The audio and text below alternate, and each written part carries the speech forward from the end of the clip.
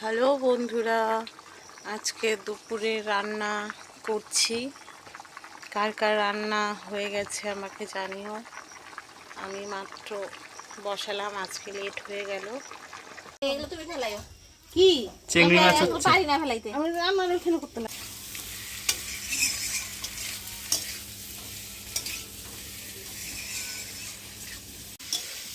বৌদি সুন্দর করে রান্না করছে।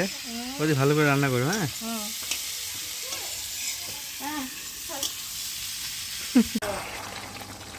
আদি বসবে না, আদির একটু ধান দুব্বা দিয়ে দাও।